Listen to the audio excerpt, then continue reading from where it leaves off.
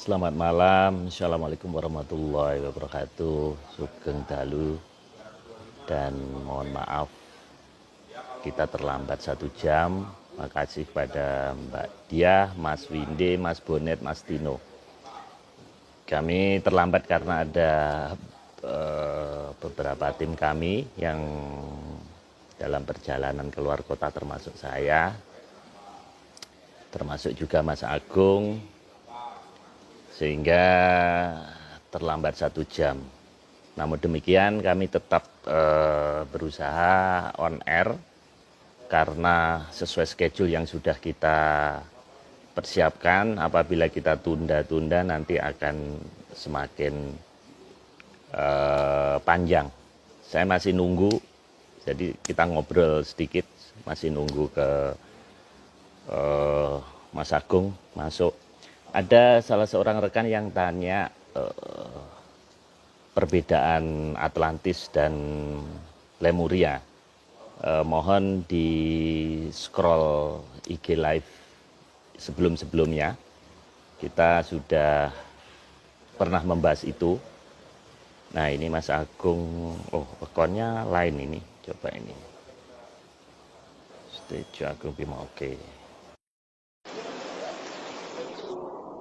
Ya. Mas Nogo sudah join. Halo, ya. Mas Agung. Halo. Tadi suara jelas, Mas. Jelas. Nah. Tadi di HP satunya kok nggak bisa masuk ya? Jadi... Iya, makanya saya lihat akunnya memang agak aneh ini. Ini makanya ganti yang satunya. Oke. Makanya kok agak lama tadi. Saya juga pindah dari kamar ke lobi. Saya lagi di Bandung nih, Mas. Gitu. Moga-moga sinyal bagus. Gimana mie-nya? Masih kepedesan, Mas? masih agak keringetan ini, Pak. Oke, Mas Agung. Saya juga punya ini, Mas. Tapi ini red wine, Mas. Nah. Wah, mau dong, Pak. Mau banget gitu. Nanti saya kirim. Saya punya langganan murah. Oke, Mas. Kita lanjutkan, Mas. Langsung saja, Mas. Kemarin kita bahas Armada Mandala Darat.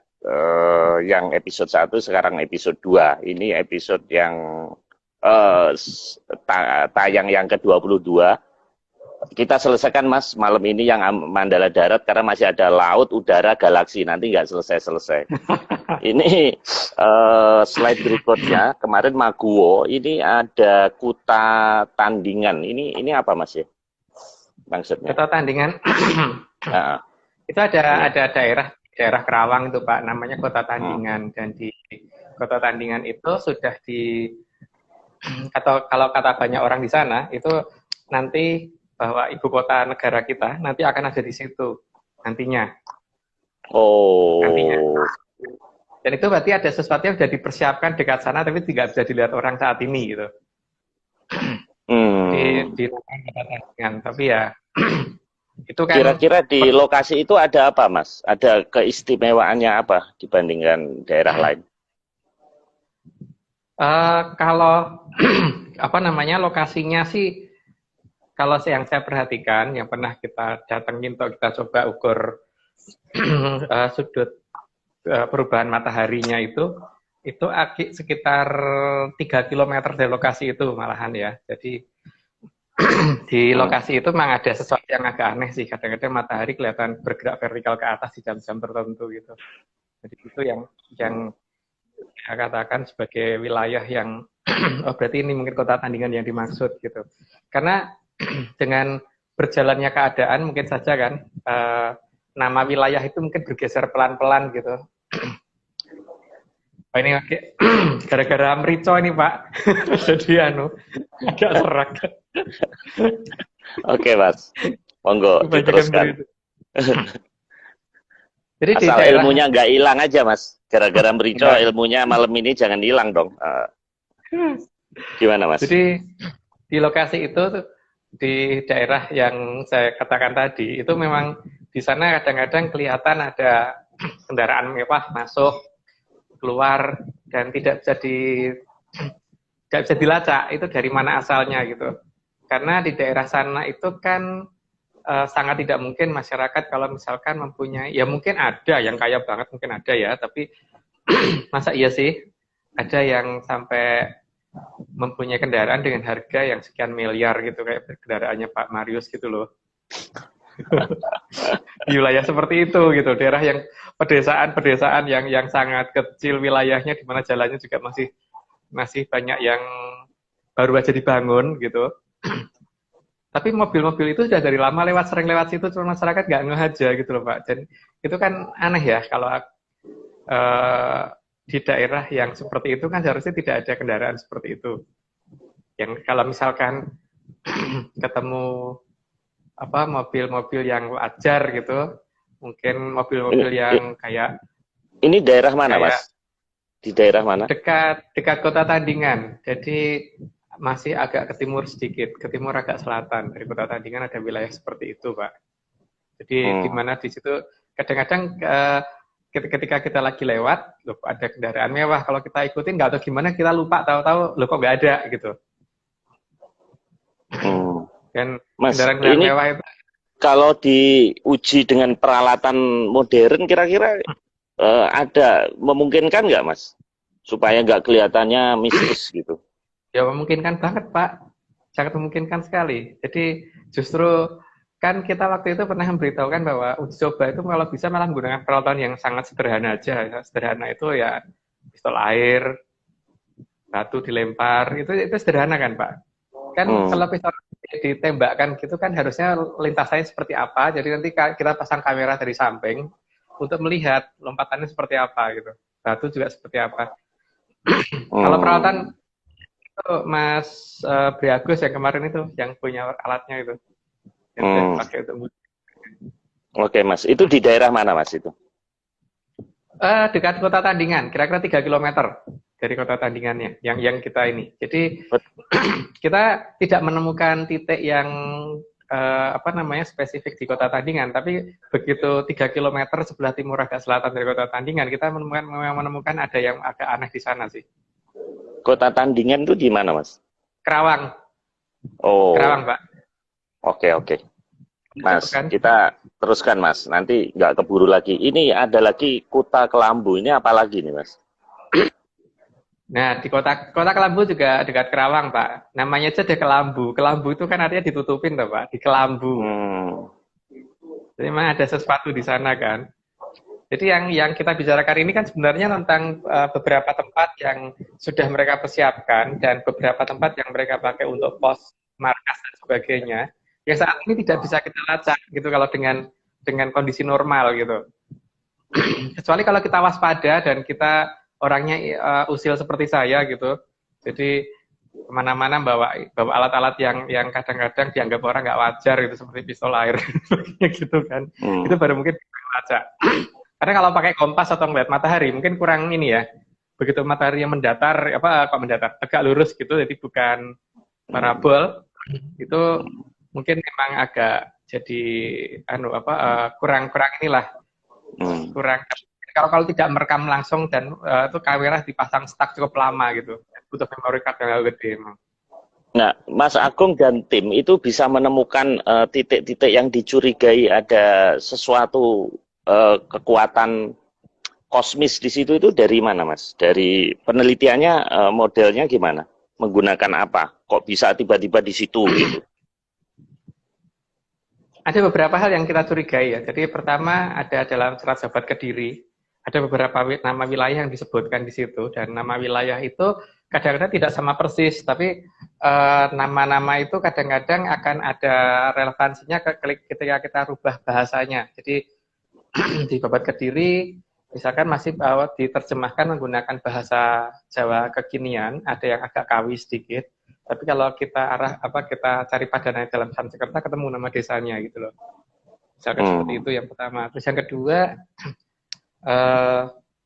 yang jelas ya pasti Menyan itu yang nomor 1 sih Pak. Itu yang nomor 1 sih.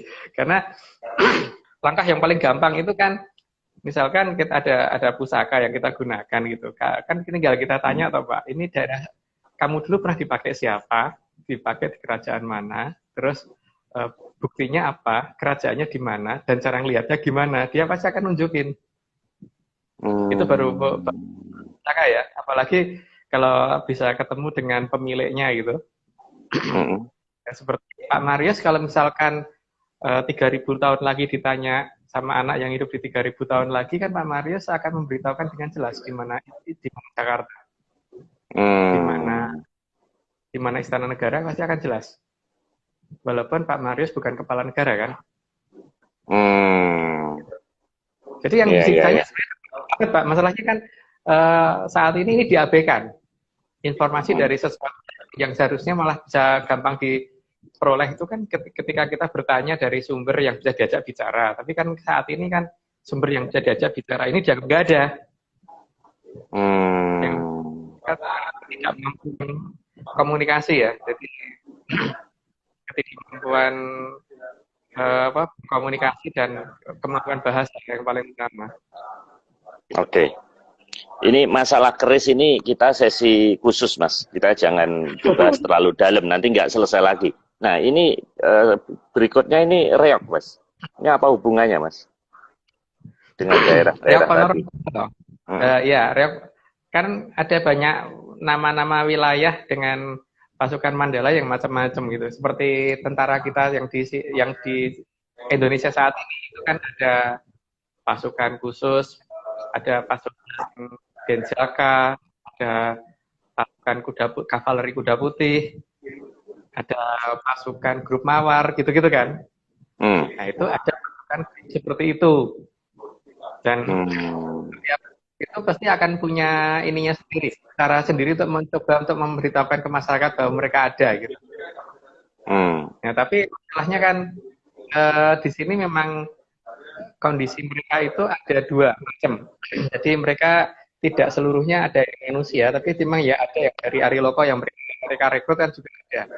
Sehingga pemberitahuan ini seolah-olah adalah hanya dari golongan mereka yang di Kajiman atau Ariloko, tapi sebenarnya mereka ada yang dari wilayah yang tidak itu gitu. Tapi mereka itu sebenarnya sudah ngasih tahu kita ada di sini loh, gitu loh Pak.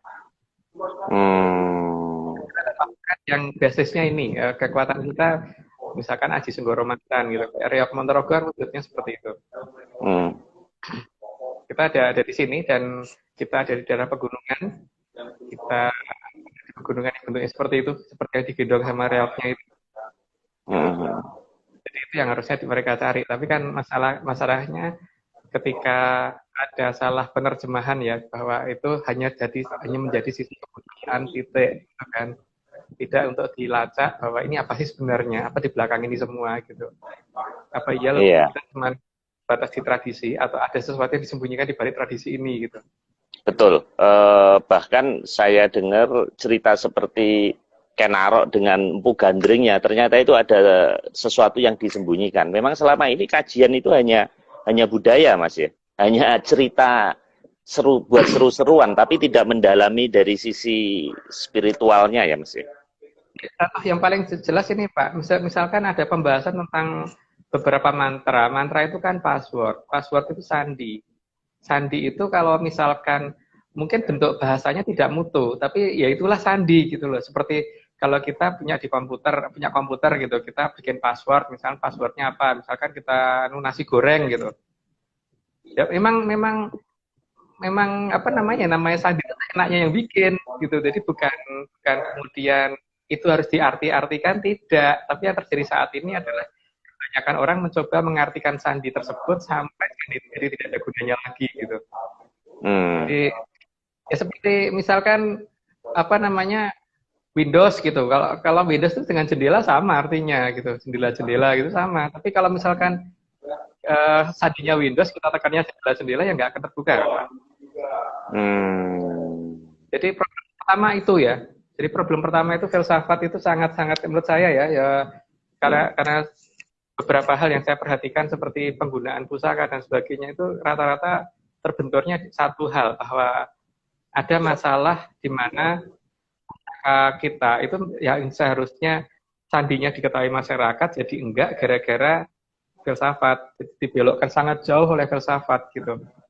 Sebagai Wahyu Hastobroto dalam salah satu Hastobroto itu kan menunjukkan bahwa satu orang yang dimomong sama 8 dewa. Salah satunya ada Baruno. Baruno itu dewanya laut. Nah, diartikan dewanya laut itu diartikan sebagai lautan itu kalau misalkan kedatangan kotoran dari manapun akan tetap bening. Sehingga orang yang ketempatan Wahyu Hastobroto mendapat masalah apapun harus selalu bisa berpikir jernih. Apa itu salah? Enggak, tapi nggak benar. Karena apa? Misalkan karena di sini faktornya hanya mempelajari namanya, tapi sosoknya Bathara Barunonya nggak dicari, Pak. Seperti misalkan saya berarti Haris itu dicari adalah nama, arti namanya, tapi orangnya juga ada. Jadi masalah.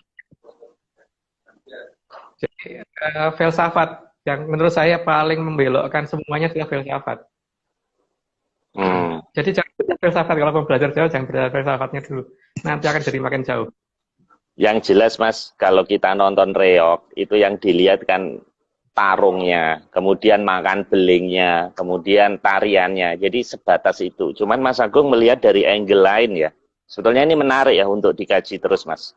Oke Mas, kita terusin Mas. Ini baru 3 slide Mas. Ini apa Mas? Loji simpenan ini maksudnya apa? Ada daerah namanya loji. Ada beberapa wilayah dengan nama loji. Loji itu dalam bahasa kita, itu artinya, dalam bahasa Jawa ya, itu artinya gedung-gedung yang besar. Nah, di daerah yang dinamakan loji, itu rata-rata kenapa malah berupa persawahan rata-rata gitu loh. Kalau tidak dekat perbukitan. Tapi terkadang ya, saya tidak ngomong tiap hari, karena itu biasanya di hari-hari itu bisa kelihatan. Itu di daerah sawah yang seharusnya tidak ada perbukitannya, ya perbukitan agak jauh, tiba-tiba ada bayangan perbukitan gitu, atau ada bayangan-bayangan kayak bangunan gitu. Dan ini kadang-kadang teramati, kadang-kadang enggak. Dan tapi masalahnya kan seperti kasus bes pahala kencana, Pak. Kalau tidak bisa diinterpretasi, terus kemudian yang enggak ceritanya tidak dibahas dan tidak boleh dibahas gitu kan. Begitu juga daerah loji itu. Kalau kelihatan ada bangunan-bangunan tiba-tiba, tapi cuma beberapa detik, ya dianggap masyarakatnya mengigo gitu kan. Jadi memang ada beneran, cuman masalahnya pas pada saat bocor aja baru kelihatan gitu. Sengaja dibocorkan oleh mereka, atau memang sedang ada kesalahan dari yang jaga garis batas, gitu kan. Maka karena seringnya terlihat wilayah itu seperti itu, maka kemudian dinamakan loji. Gitu. Dan itu tidak cuma di satu tempat. Yang terdekat dengan tempat saya ada di arah timur Cibubur, ada daerah namanya Loji juga. Itu juga seperti itu kasusnya. Sampai kita tungguin dari pagi, ketemu malam, ketemu pagi, gitu. Kita tunggu sampai mobil kita parkir cukup lama di sana untuk ngamatin pas di tengah sawah ini, gitu kan. Kita rame-rame kan nggak masalah waktu itu. Sampai akhirnya satu ketika kelihatan gitu, sekitar jam 4:30 pagi. Itu diabadikan pakai kamera gitu bisa nggak Mas? Telat Pak kita sayangnya, harusnya bisa, cuman masalahnya kita telat. Harusnya mending pasang kamera handycam. Jadi kalau handycam itu kan terus-menerus nyala gitu loh. Karena kalau jebret kan pada saat jebret itu masih ada apa enggak kan kita enggak ini. Karena itu cuma sebentar sekali. Tapi kalau handycam kan cepat kerekam gitu loh. Memang tidak setiap hari itu loh masalahnya Pak. Kita sedang mencoba mencari durasi waktunya itu loh yang sedang kita cari. Dan itu tidak perlu puasa 40 hari Mas ya, sebelum melakukan pengamatan itu. Pak, di sini yang saya kadang-kadang bingung ya, kalau pembukaan panca indera dihubungkan dengan puasa itu saya paling bingung. Seperti misalkan Pak Marius untuk menggerakkan tangan kalau nggak makan bisa nggak sih Pak? Nggak nyambung kan? Ajaran kita itu gitu loh, digeser ke hal-hal yang bukan pada tempatnya gitu loh. Misalkan orang untuk bisa mencium untuk anak kan butuh kesehatan, maksud malah nggak makan itu kan nggak nyambung. Iya. Makanya dulu kan sebelum berangkat sekolah sarapan dulu gitu kan ya. Bukan. Nah bukan puasa dulu loh. Oke Mas, kita lanjutkan Mas. Ini bantar kuning Mas. Ini apa lagi? Bantar itu gapura. Bantar itu dalam bahasa Sanskerta artinya gapura. Kuning itu kuning, tapi dalam kebiasaan orang Jawa, menyebut kuning itu berarti emas, berarti ada bantar, perlang di sana, itu gapura sama perlang di sana, tempat yaitu tadi mobil yang lewat di daerah kota wisata ke timur, itu kan seharusnya sudah tidak ada mobil mewah ya, jadi mobil mewah itu terakhir kota wisata kan Pak, karena ya orang yang punya kendaraan seperti itu harusnya levelnya memang kota wisata atau paling enggak legenda wisata gitu kan.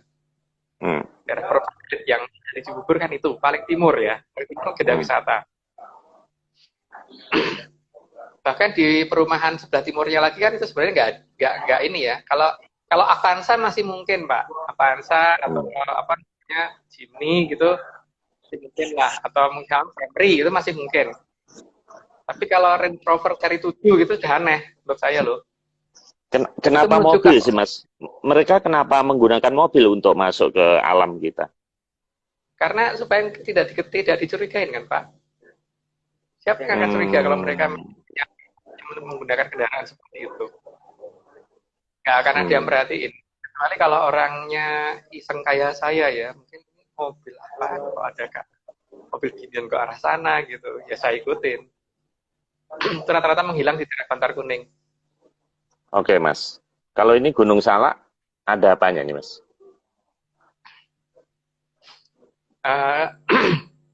Di Gunung Salak itu ada beberapa tempat. Yang pertama, saya pernah jalan waktu itu sama beberapa teman menuju ke salah satu situs di lereng sebelah utara agak tengah ya, agak tengah ya. Sekarang kalau misalkan Pak Marius naik gunung sama turun gunung harus cepat mana Pak? Turun. Turun ya.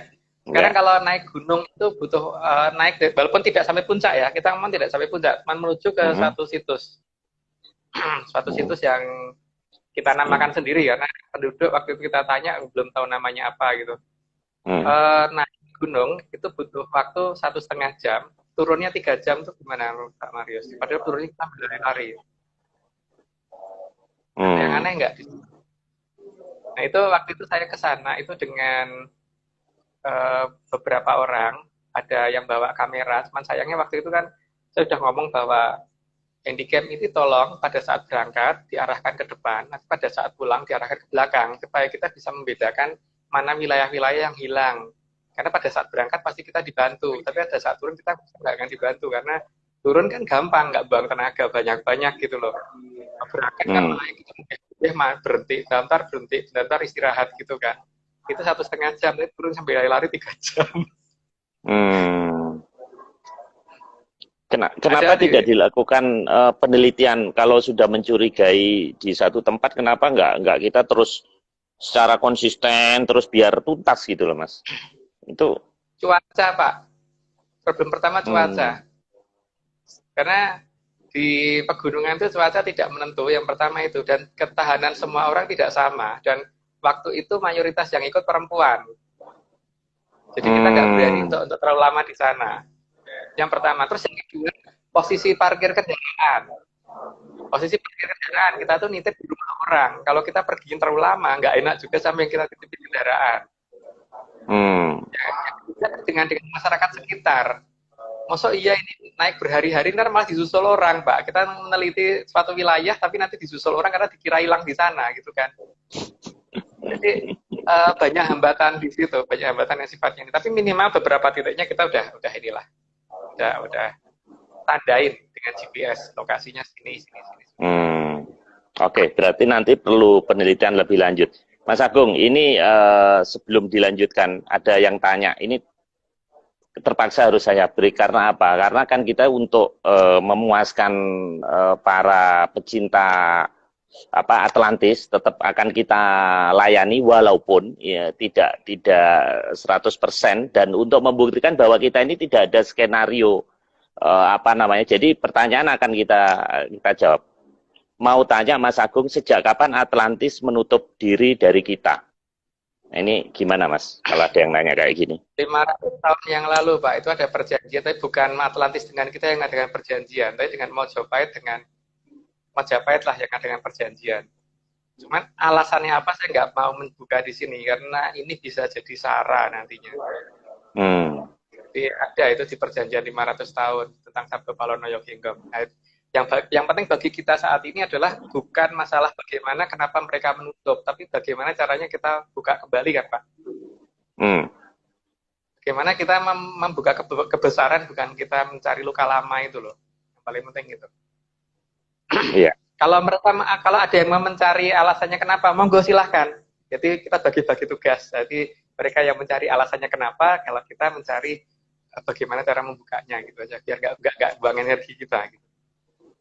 Mas, kalau Atlantis kebuka, itu apakah nggak malah terjadi pertempuran nanti? Misalnya benar ternyata ada satu negara yang menghilang, terus kemudian nanti kita berhasil menjalin kontak, apa mungkin nggak kita direcokin, Mas? Malah nanti terjadi perang gitu gimana? Jadi kalau kita melihat dari kondisi sejak zaman Mataram saja ya Pak ya, mereka itu bantuin Mataram sampai berdirinya Mataram loh. Itu kan artinya ada sesuatu yang sedang mereka tunggu di negara kita kan. Cuman itu apa yang mereka tunggu kita nggak tahu. Tapi mereka benar-benar menjaga Mataram ke bawah, itu artinya mereka memang benar-benar ada sesuatu yang berarti bagi mereka di negara kita. Jadi mereka nggak akan recokin. Justru mereka mungkin akan mendukung. Cuman masalahnya kan di sini problemnya ada di kita, toh, Pak. Problemnya ada di kita. Karena kita tidak mengakuin mereka kok. Gitu masalahnya. Iya. Bahkan peneliti asing sudah menyatakan mereka ada di negara ini, penelitian kita nggak ada kok. Malah ahli-ahli kita semuanya menolak, nggak ada yang percaya gitu. Seharusnya kan ketika Santos sudah bicara itu minimal klaim dulu gitu kan. Iya. Dan kalau toh misalnya Atlantis ini musuhin kita, apa susahnya bikin rusuh di kita ya? Jadi sebetulnya tidak bahkan mungkin bisa sinergi gitu, Mas. Seperti kayak government to government gitu. Kita bisa bikin nota perdagangan dengan mereka gitu. Harusnya bisa, Pak. Tapi bagi mereka itu kan apa-apa mereka itu sudah ada. Cuman ada sesuatu yang sangat berarti oleh mereka di negara kita yang sedang mereka tunggu juga. Itu loh Pak masalahnya. Makanya mereka negara kita dari sehingga perjanjian 500 tahun mereka percepat sehingga negara kita tidak dijajah 350 tahun. Tidak sampai 500 tahun maksudnya. Minimal Mataram pernah jaya di zaman setelah era Majapahit kan. Jadi ini ada daerah-daerah yang dimana memang 500 tahun ini mereka upayakan tidak seluruh waktunya untuk membuat kita jadi hancur itu. Ada kalanya mereka membantu kita memang. Cuman kitanya nggak mau dibantu. Oke. Mas, kita lanjutkan. Nanti kita bahas 3 bulan lagi di Zoom saja. Ini hanya untuk memuaskan para penanya. Karena kalau nggak kita tanya, kita jawab, nanti kan yang bagus tuh acara tuh spontanitas ya. Jadi tidak ada latihan, nggak ada di sini. Ini Mas, Kebumen ini ada apa, Mas? Ada sesuatu kah di sana? Nama Kebumen kan berarti daerah yang dikebumikan, daerah yang ditutupin toh, Pak. Berarti kan ada wilayah yang ditutupin. Tapi jangan salah bahwa kita jangan efek mericonya masih jangan salah kalau coba diminum-minumin Mas. Coba minumin wine mungkin lebih. Kirim Pak ya. Itu tak kasih minggu depan saya kirim. Saya kasih alamat ya. Sama Mas Nogo nanti saya kirim ke Jogja. Ya. Oh, Mas Nogo nggak suka Pak. Kayaknya udah bosen dia. Jadi kita aja. Oke Mas. Apa jadi Mas? Kebumen. Problemnya itu kesalahan kita kalau melihat itu adalah sesuatu yang ditimbun. Bukan, tapi sesuatu yang dikebumikan. Itu sesuatu yang ditutupin, jadi sesuatu yang di hidden gitu loh. Aktif. Maka ada daerah namanya Kulon Progo gitu kan. Kulon itu kan barat Progo, Praga, baratnya Praga gitu kan. Ya ada di baratnya bagian yang Praga kan. Ini ada Sukabumi. Tadi setelah Kebumen ada sama Sukabumi. Sama aja Pak. Sama artinya itu. Sama aja artinya. Sukabumi kan juga artinya begitu kan. Sukabumi kan berarti disembunyikan, dikubur. Tapi kalau dalam bahasanya yang saya tahu, itu berarti disembunyikan. Iya. Jadi ada sesuatu Mas ya di situ Mas. Kalau di Gunung Halimun apa Mas? Gunung Halimun itu kan dulu pernah jadi ada legenda tentang kerajaan Malwapati itu yang kemarin Pak Marius tanyakan. Jadi ada kerajaan Malwapati, tempatnya Sang Prabu Angling Darmo yang kena sabdone Sang Prabu Sri Haji Joyoboyo sehingga wilayah itu menjadi tidak terlihat. Gitu. Itu nanti bisa dilacak mulai dari situsnya Prabu Gentar Bumi, tapi bukan tepat di satu Prabu Gentar Bumi ya. Jadi kalau sudah sampai situsnya Prabu Gentar Bumi, cari getarannya ada di sebelah mana, harusnya ada di arah selatan mengarah ke daerah desa Ganesha. Lucu kan Pak nama desanya Ganesha gitu. Iya, nama-namanya aneh. Dari situ baru nanti akan ketemu satu bukit kecil. Nah, bukit kecil itu di situ sering ada cahaya yang bentuknya bulat kayak bola gitu ke arah bukit itu dan kadang-kadang pergi dari arah bukit itu gitu. Nah, disitulah itu seharusnya wilayah kerajaan Malwapati, gerbang masuknya dekat situ seharusnya begitu. Jadi kalau dicari dengan cara menggali gunung nggak akan ada karena memang bukan ditimbun. Gitu. Tapi di Kemayan istilahnya kalau orang Jawa. Ini Gunung Halimun ini adanya di mana Mas? Di Banten ya? Selatan Gunung Salak. Arah Oh. Sukabumi, Pak. Jadi utaranya Pelabuhan Ratu. Dari desa Ganesha naik ke atas gitu. Kok nama-namanya mesti kayak Majapahit sih Mas? Ganesha, Halimun iya? kok. Memang iya. Tempatnya Parahyangan Pak, tempatnya Parahyang gitu. Itu memang ada di daerah sini, bukan di daerah. Ya nggak tahu yang di Jawa Timur itu apa. Nggak mau ngomongin aja deh, ada yang marah. Oke. Iya. Rupanya banyak sekali ya titik-titik aneh ini Mas. Mohon nanti setelah COVID itu gimana Mas ya caranya ya meneliti daerah-daerah itu Mas ya. Bisa supaya ada progres ya. Ini sementara saya sudah jalan dengan beberapa teman ke beberapa wilayah sih. Karena kemarin kita mencoba mencari tempatnya Maheso Suro. Karena itu kan komandan pasukan Lombok Impling untuk yang dari Ari Loko yang bantu kita itu. Dan ketemu sih di dekat Gunung Pancar. Jadi ada legenda yang diarahkan ke Jawa Tengah, tapi sebenarnya ada di Jawa Barat gitu Pak. Tapi ketemu memang kita udah. Cuman mungkin tidak saat itu diungkap, tapi minimal foto dan narasi sedang kita bikin nanti kita kirim ke Pak Marius kalau sudah lengkap. Iya. Memang saya berharap Mas obrolan kita ini didengerin oleh para pemangku. Kan sekarang ini dinamis sekali ya pemerintah ya, artinya kita appreciate ya, ada Kemenparekraf, ada macam-macam. Sebenarnya hal kayak gini ya kita simpati lah.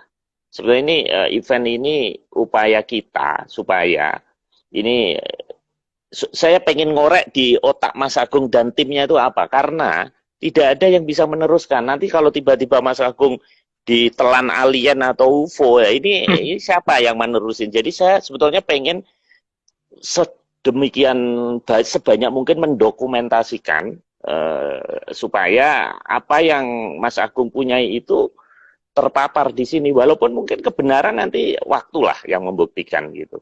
Dan saya berharap kan ya di teman-teman kita kuliah dulu sekarang sudah yang di pemerintahan kan sudah menduduki jabatan-jabatan yang bolehlah eselon 1, eselon 2, kepala balai penelitian setidaknya upaya Mas Agung ini ada perhatian lah ya bagaimana cara bentuk supportnya gitu. Toh apa bedanya dengan UKM gitu loh. Jadi kalau UKM dapat sampai sekian ratus triliun gitu loh. Bahkan ada yang kur aja 190 triliun loh kredit itu di dalam pemulihan ekonomi nasional gitu. Kenapa saya malah kadang-kadang berpikir gini Mas ya. Supaya kita dapat bantuan, kita bikin koperasi atau UKM seolah-olah bikin kerupuk gitu Mas, biar kita dapat dana, terus sebetulnya itu dananya ya untuk penelitian ini gitu, dan tetap kita laporkan gitu, karena lebih gampang gitu. Kalau kita neliti kayak gini, kita malah dimusuhin orang. Tapi kalau kita bikin koperasi usaha kerupuk Atlantis gitu, mungkin malah dapat dana loh Mas, malahan. Kesian aja mungkin. Gitu loh. Iya gitu. Ini, Pak, kita ya wajib. Ada dua faktor Pak di sini. Jadi faktor pertama yang pasti akan membuat orang nggak suka itu adalah satu bahwa tiga faktor. Yang pertama adalah masalah sejarah negara kita, kalau saya tidak sampai 1% yang benar. Yang pertama, ini pasti akan bikin problem banyak ya. Pertama. Yang kedua, masalah geologi. saya tidak percaya dengan data geologi yang ada saat ini, karena menurut saya negara kita bukan the ring of fire dengan pembuktian yang waktu itu kita lakukan. Kita ceritakan waktu itu. Yang ketiga, tentang beberapa orang yang sudah saat ini dianggap sebagai patokan untuk hal-hal yang sifatnya Jawa, terutama yang berhubungan dengan filsafat. Nah, di sini kita menemukan beberapa hal, serat-serat yang dianggap sebagai patokan, kita nyatakan bahwa itu KW gitu malahan. Karena orang belajar seperti apapun yang bisa nanti hanya jadi orang baik, tapi nggak jadi sakti, Pak. Kita belajar tentang serat-serat itu gitu. Coba saja, kalau nggak percaya, saya tidak akan menyebutkan serat itu apa ya, tapi coba aja yang diungkap oleh banyak orang saat ini, beberapa serat yang bahkan mungkin sampai diseminarkan, diwebinarkan, coba deh, apa bisa bikin sakti, karena di situ justru inti masalahnya tidak ada. Jadi seperti halnya gini Pak ya, gimana mungkin orang bisa matematika kalau belajarnya tuh belajar moral gitu loh. Matematika itu bukan moral gitu, tapi kalau nggak belajar matematika ya nggak bisa matematika gitu. Jadi bukan karena orang bisa matematika berarti dia suci, itu bukan, tapi karena memang ya belajarnya bener gitu. Tapi kalau ini kan kebanyakan di situ. Memang buka panca indera kok puasa itu loh, buktinya gerakin tangan aja orang belum kuat kalau nggak makan Pak. Itu problem Pak. Itu memang masih saat ini penggeseran tradisi sangat jauh, sehingga hal yang ditutup pertama kali ada dua, mata sama telinga. Ini tidak pernah diungkap. Bagaimana supaya mata ini bisa terbuka dan telinga ini bisa terbuka, ini gimana, itu enggak. Kalau dengan puasa ya enggak, bukan itu. Iya. Ini memang out of the box. Oke Mas, ini ada masih beberapa, kita teruskan. Ini gambar Gatot Kaca Mas ya? Ya, Gatot Kaca, memang penggambaran Gatot Kaca itu kan sebagai orang yang bisa terbang. Dia punya baju Ontokusumo gitu kan. Nah, di sini onto itu artinya kan suatu baju yang kebal senjata. Nah, di sebelah timur dari Cibubur Pak, ada daerah namanya Ontojoyo.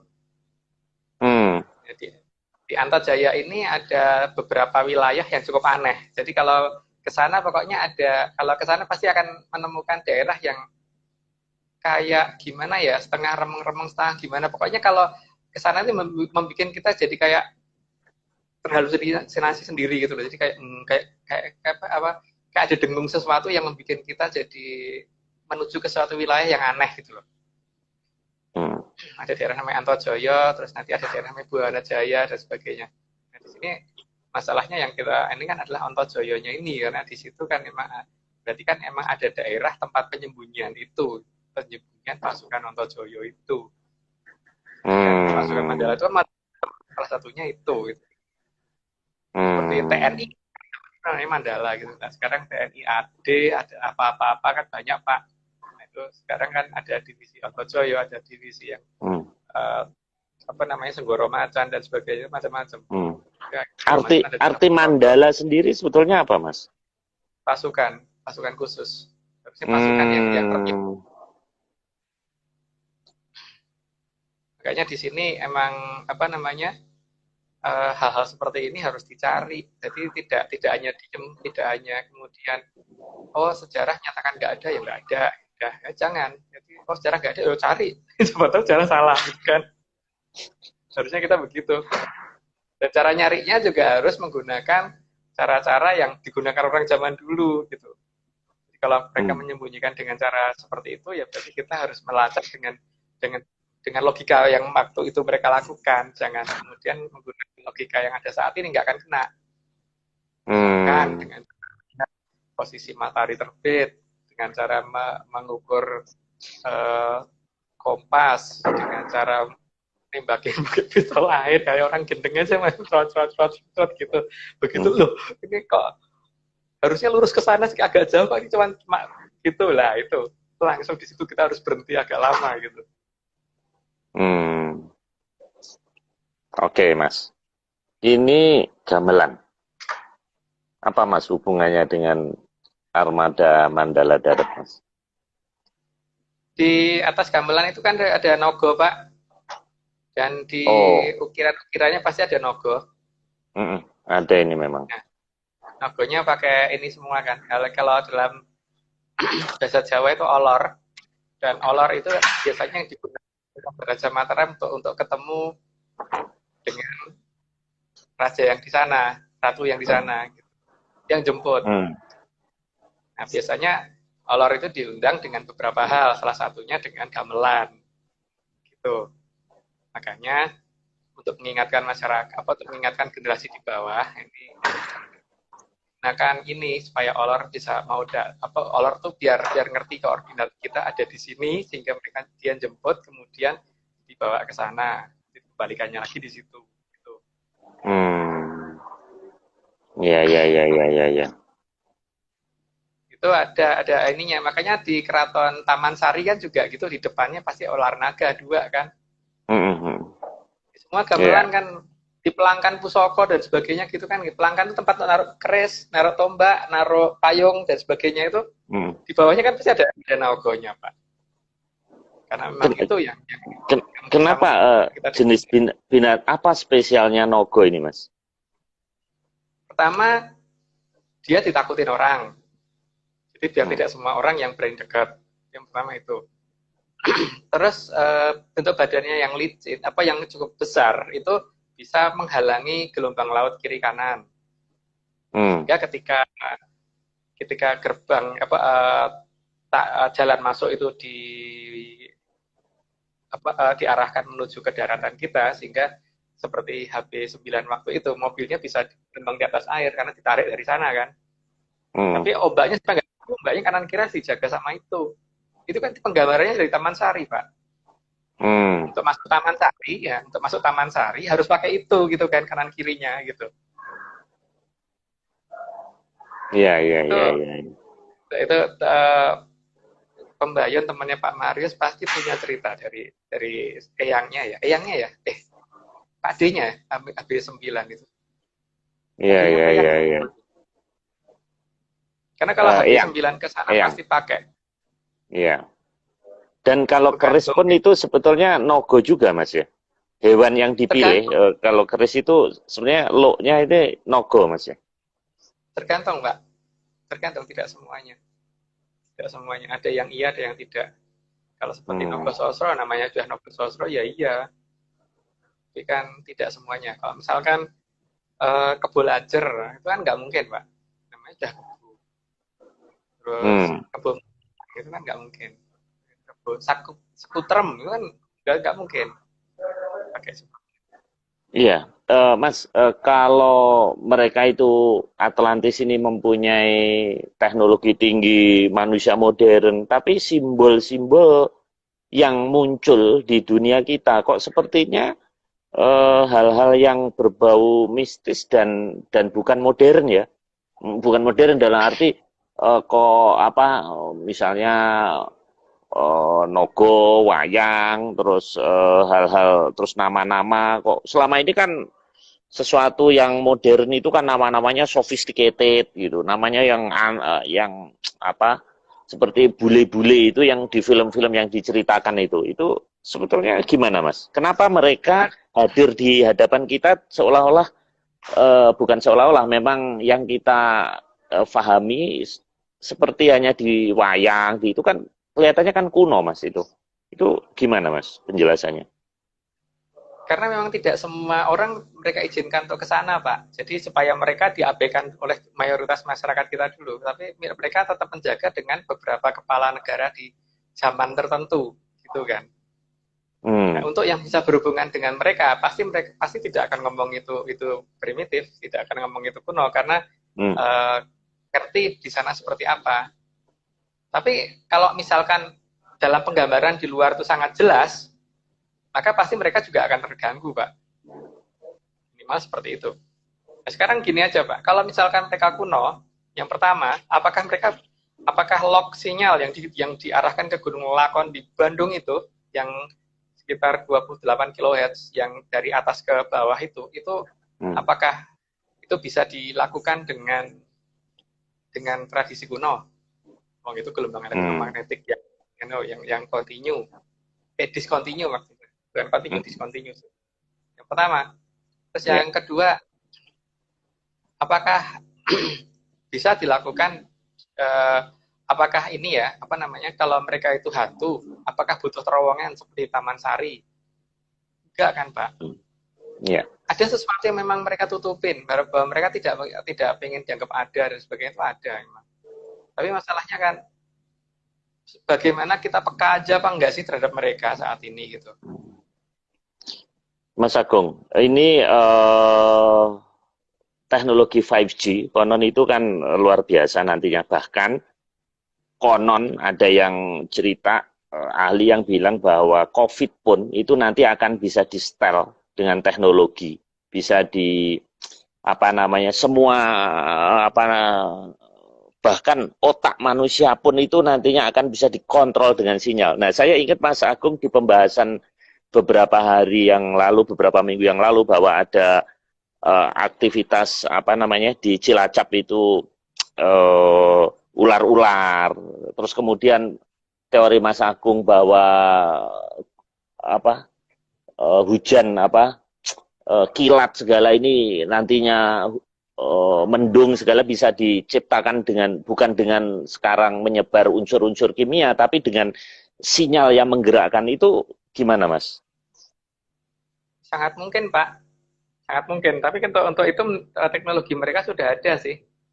Karena bukti yang paling nyata itu adalah ketika Gunung Kelut meletus kemarin, batu-batu yang kita tanam di pantai-pantai itu kan jatuh di daerah Kediri sama Blitar. Nyataannya itu sudah tidak pernah masuk gunung, sehingga setnya itu masih utuh gitu, tidak ini apa tuh namanya, tidak terbakar gitu. Artinya memang alam ini tidak alami kok. Kalau kita paham beneran, tidak ada yang alami.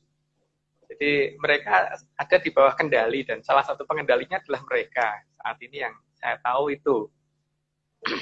Dan memang semuanya bisa dikendalikan, Pak. Sangat mungkin pengendalian seperti itu sangat bisa mereka lakukan karena sekarang gini aja. Paling tidak kalau kita tutup telinga, maka kita akan dengar suara denging kan, Pak. Kalau Pak Mareso bisa mendengarkan itu dengan lebih pelan lagi, maka akan lebih kedengaran lagi bentuknya, frekuensinya akan berubah-ubah dan lama-lama akan kelihatan menjadi suatu perintah yang urut gitu. Sebagai contoh gini ya, mungkin ini yang pernah kita coba di daerah Tepus, Jogja. Waktu itu kita mengadakan layar tancap di sana. Pada saat kita mengadakan layar tancap, sengaja kita sambil waktu itu jualan Coca-Cola sama Fanta merah. Tapi di dalam gambar video tadi sudah kita selipkan gambar Fanta merah. Cuman kalau kita ngeliat nggak akan kelihatan. Tapi itu gambar itu ternyata masuk bawah sadar orang yang pada ngeliat, sehingga Fanta merah yang kita jual itu sampai laku, sampai habis, dan sampai mereka sampai berantem. Terus akhirnya kita coba apakah ini karena Fanta merah, Coca-Cola yang ditebus. Terus kemudian kita nyoba gambar Coca-Cola tadi semuanya kita ganti semua dengan gambar Fanta merah, kita coba jualan di desa yang lain. Hal yang terjadi sama. Artinya apa, Pak? Sinyal tersebut bisa mempengaruhi orang, walaupun orang yang kita pengaruhi itu tidak menyadarinya gitu loh. Bahwa mereka kita perintahkan untuk mencari si Coca-Cola, untuk mencari si Fanta merah. Bisa ternyata kan. Itu baru teknologi sederhana loh, dengan menggunakan editing video sederhana. Apalagi mereka, Pak, mereka punya lebih dari itu kan. Sekarang bagaimana kalau misalkan digunakan untuk kampanye, coba? Gawat. Bisa masuk bawah sana kan. Ketika apa namanya, satu frame 1 detik itu ada, kalau di apa namanya Final Cut itu, program Final Cut itu ada sekitar 26 frame, kalau nggak 30 frame gitu, saya lupa ya. Kalau 1 detiknya segitu. Kalau misalkan dalam 10 detik itu kan berarti ada 26 kali 10 lah paling enggak ya, atau 30 kali 10 ya, 300 frame gitu. Dalam 300 frame ini kalau misalkan 5 gambar kita ganti dengan gambar Coca-Cola di tempat yang acak, maka nggak akan kelihatan, dari mata normal kita nggak akan lihat, Pak. Tapi bawah sadar kita nerima. Karena ada sesuatu di bawah sadar kita itu yang sebenarnya itu mempunyai kecepatan sangat tinggi, dan ini tidak pernah dilatih karena kita cuma disuruh puasa, itu masalahnya itu. Saya tidak ngomong perkara agama ya, tapi di sini masalah tentang tradisi kita yang diubah ke arah itu gitu loh, Pak. Sekarang Mas Agung kan sangat Javanese, tapi seolah-olah kok malah menolak tirakat gitu dalam mencari Atlantis ini gimana? Apa nggak kontradiktif itu? Pak Maris coba perhatikan yang di pewayangan kita yang namanya uh, Perkudoro itu Perkudoro atau Bimo itu kan orangnya tinggi besar, Hmm. tinggi besar dan dia dikatakan orang yang punya ilmu tertinggi manunggaling kawula Gusti. Hmm. Orang tinggi besar itu tidak mungkin orang yang kurang makan, Pak.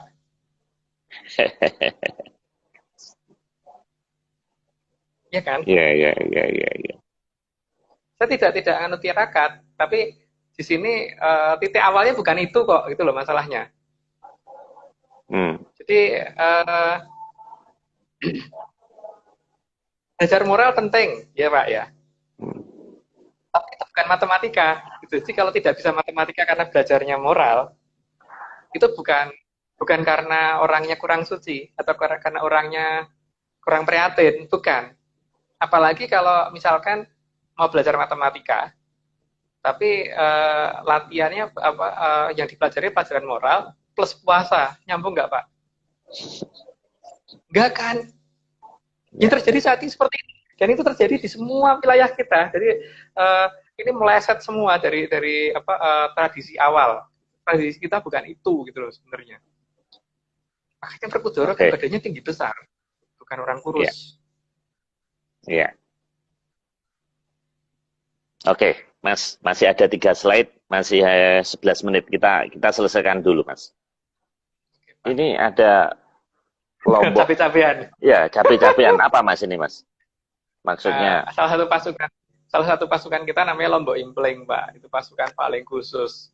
Pasukan Lombok Impling itu pasukan yang kalau misalkan apa namanya salah baca mungkin pasukan Kipling atau mungkin ya inilah yang mungkin dikenal sebagai pasukan Viking.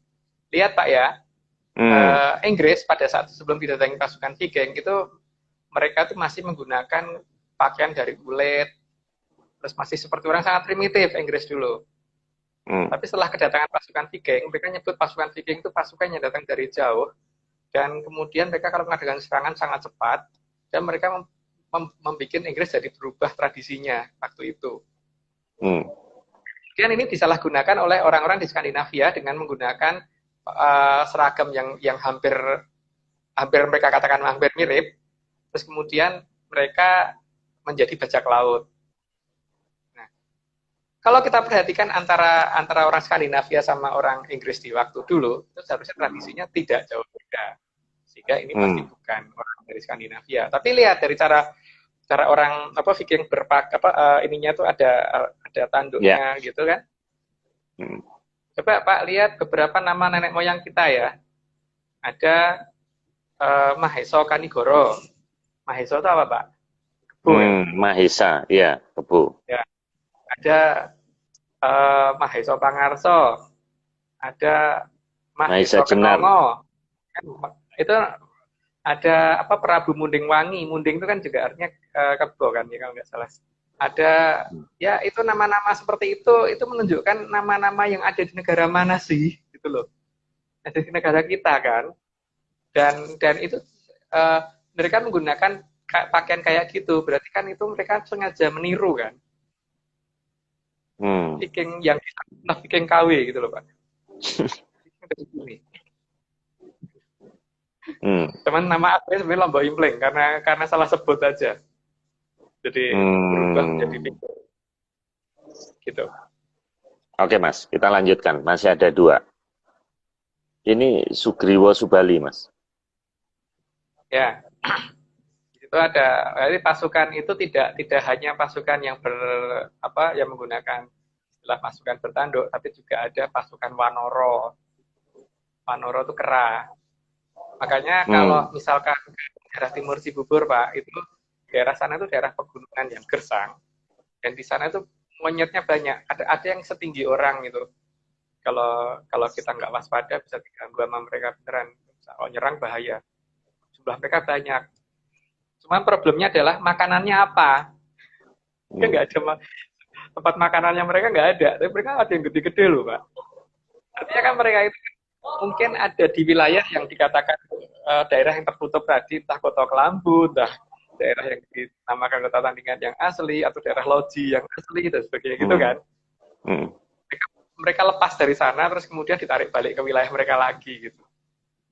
Sekarang kalau monyetnya ada dalam jumlah segitu besarnya dan mereka nggak mengganggu penduduk, ya kadang-kadang mereka mengganggu penduduk tuh, ya. Tapi kan kadang-kadang tidak tiap hari, karena monyet itu butuh makan tiap hari kan, bukan tiap tahun, tapi tiap hari gitu. Jadi kalau mereka jumlahnya banyak dan tidak pernah dikasih makan sama penduduk, dan mereka tidak mengganggu penduduk, kalau mengganggu itu juga cuma kalau berarti kan ada yang ngopeni, Pak. Ini Sugriwo Subali ini yang apa Mas ya? Yang Sumur Jolo Tunda atau yang Gua Kiskendo itu ya? Itu ada yang bilang katanya Kiskendo ya. Nah, itu saya punya teman, dia itu Kapolres. Ya, dia bilang bahwa adanya di Purworejo, Mas, itu. Daerah itu ya. Katanya. Ya, itu kalau bagi dia betul di sana ya nggak apa-apa. Tapi kalau saya enggak sih. Kalau saya ya menurut saya ada di dekat Gunung Pancar sih. Tapi sebutkan di sini Pak ya. Nanti mungkin private aja saya jelaskan. Tapi kita sudah temukan itu juga. Tadinya kita juga berpikir di sana, tapi ternyata enggak. Kayaknya enggak di situ deh. Gitu. Tapi ada beberapa bukti yang sudah kita temukan, dan waktu itu saya sama satu teman namanya Aryo ke sana untuk mencari posisi di sana, dan ketemu beneran sih. Ada.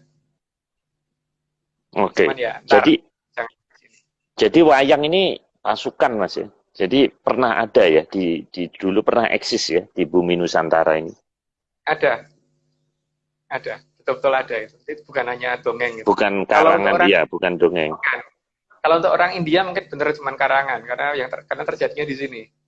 Jadi mereka hanya punya dua, hanya punya cuma Mahabharata sama punya Ramayana, dan itu tidak nyambung. Kalau di kita nyambung. Ramayana ada, Mahabharata ada, nyambung dari sejak zaman Kolo Kukilo, terus sampai ke zaman kita sekarang. Itu ada ceritanya semua. Walaupun sejarah resmi tidak mengakui, tapi saya sebagai orang Jawa mengakui. Ada. Cuman karena yang menulis cerita itu adalah orang India, Mas. Kenapa nggak orang kita? Kalau misalnya Mas Agung nulis versinya Mas Agung Ramayana dan Mahabharata gimana, Mas? Kira-kira geger nggak? Ada banyak, Pak. Masalahnya kan kita nggak mau nyari kan, Pak. Satu, serat Pustaka Raja Purwa itu kalau dicari urutannya pasti ada. Yang kedua, serat Praniti Sastro, kalau dicari pasti kan ketemu juga. Yang ketiga, serat yang berhubungan dengan zaman itu loh, yang mulai dari zaman Kali pertama sampai Kali ketiga, satu zaman Kali ada 7 zaman Kolo, satu zaman Kolo ada 3 mangsa Kolo, satu mangsa Kolo 100 tahun matahari, itu ada perkerajaan kan ada dijelasin di situ. Bahkan penulisan kerajaan bukan hanya sampai di zaman Mahabharata loh Pak, tapi mereka sudah nulis sampai ke zaman Kolo Suroto, jangan zaman kita ini masih dikatakan Kolo Bendu. Padahal habis Kolo Bendu masih ada Kolo Subo, habis Kolo Subo masih ada Kolo Sumbogo, setelah Kolo Sumbogo baru Kolo Suroto. Mereka sudah nulis sampai ke situ. Jadi sebenarnya sudah ada cerita tentang kejadian negara kita itu sudah ada. Terus seratnya Ki Dalang Panjang Mas di zaman Kerajaan Mataram juga udah ada. Terus Paraniti Radio itu ada banyak sih. Dan itu tidak di India Mas ya? Itu di India sana nggak terbit itu? Nggak ada. Masalahnya kan ketika kita hanya yang dilihat cuma Walmiki-nya doang, pasti nggak ngelihat yang di sini gitu loh Pak. Ada dua kemungkinan, bisa baca apa enggak juga sih, masalahnya di situ kan. Karena serat-serat lama-lama kan rata-rata menggunakan aksara nagari, jadi bukan tulisan huruf-huruf zaman sekarang, bukan ABCDE. Tapi ada, jangan dikira nggak ada banget.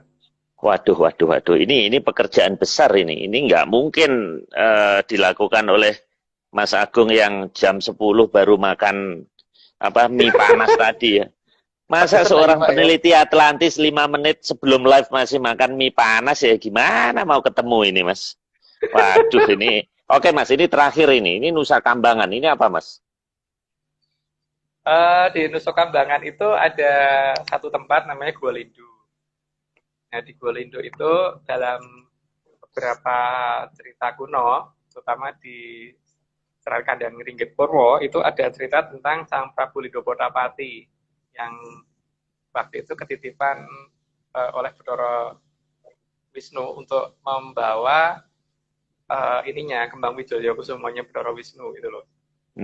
Jadi ya kita kan tak pikir di sana itu tempatnya biasa aja. Ternyata memang gua lindunya itu ada dan di sana ular bahaya, Pak. Yang bahaya ularnya. Jadi ada ular-ular yang kayak king cobra gitu. Jadi kepalanya segini. Kalau berdiri bisa sepintu. Kayaknya kita Tapi waktu itu tidak jadi lanjutkan karena di situ ada seperti itu. Kenapa? Itu real atau itu hanya mistis, Mas? Atau real Real, ada? Pak. Real. Waktu kita ke sana sih real. Saat ini entah masih ada apa enggak, tapi ketika Prabu Lidopotapati masih di sana dan Kembang Wijaya Kusumo yang asli masih disembunyikan di sana, maka seharusnya masih ada. Tapi ketika itu sudah dipindah oleh Prabu Lidopotapati, maka itu pasti akan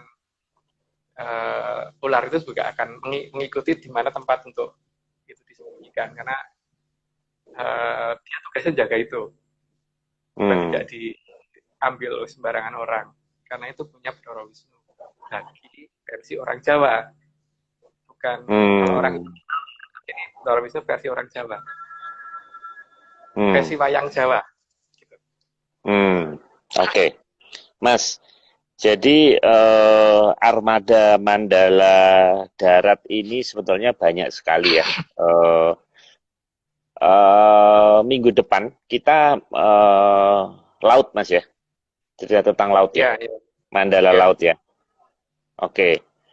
Terus kemudian berikutnya darat, udara, galaksi. Nah, Mas, ini gini, Jakarta ini sudah mulai hujan. Bahkan kemarin Ciganjur itu masih terendam, dan untuk ke depan ini cuaca kelihatannya semakin tidak menentu, jadi udah ada COVID, kemudian banjir. Nah, supaya bahasan kita ini membumi, bisa nggak nanti setelah Mandala ini selesai, atau mungkin disisipkan di tengah juga nggak apa-apa, terserah Mas Agung, membahas tentang sungai-sungai yang ada di Jakarta, Mas. Dan nama-nama yang memang aneh yang merujuk ke sana, termasuk sungai-sungai Ciliwung segala ini, decoy atau tidak, bisa nggak Mas itu dipersiapkan sama timnya Mas Agung untuk membahas ini? Karena memang ini saya menduga Jakarta sebentar lagi bakal banjir beneran ini. Dan kasihan sekali, sudah COVID, sudah ekonomi seperti ini, kena banjir. Jadi supaya ya kalau toh ini sebagai hiburan lah gitu, untuk pemahaman kita bahwa tidak Jakarta itu atau DKI dan sekitarnya, Jabodetabek lah, itu tidak seperti yang sekarang ini, menurut angle-nya Mas Agung. Mungkin nggak, Mas? Kita nyoba ngelihat dulu ini, Pak ya, faktor kalau kita ceritakan nanti akan membuat keresahan masyarakat apa tidak ya, karena di sini menyangkut keberadaan Sungai Berantas yang asli. Dan ketika kita beritahukan bahwa Sungai Berantas sebenarnya ada di mana, itu berarti kita tidak ngomong di Jawa Timur kan, di sini Sungai Berantas nantinya.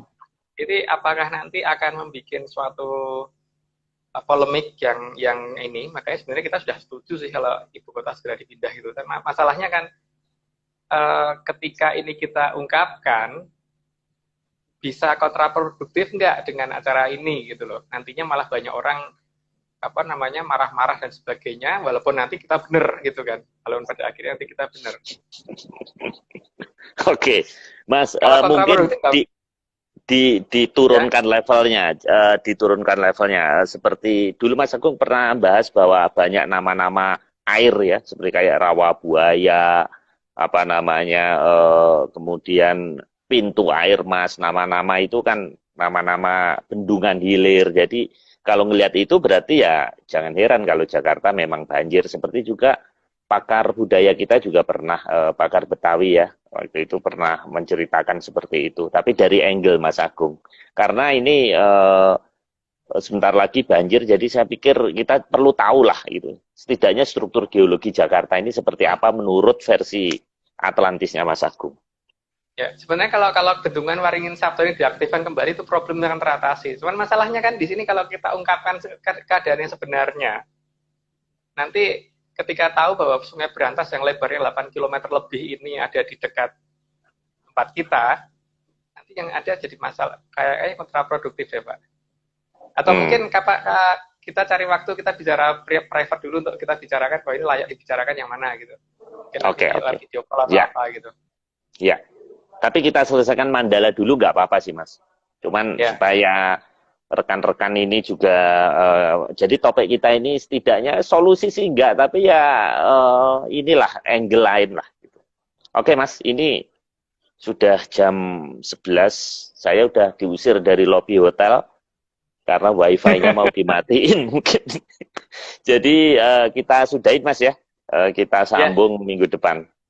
Oke. Terima kasih rekan-rekan semua yang telah join, ada 35 fans Atlantis ini, terima kasih sekali, dan kita ketemu minggu Rabu malam. Oke, terima kasih Mas Agung, Mas Nogo, dan rekan-rekan semuanya. Selamat malam.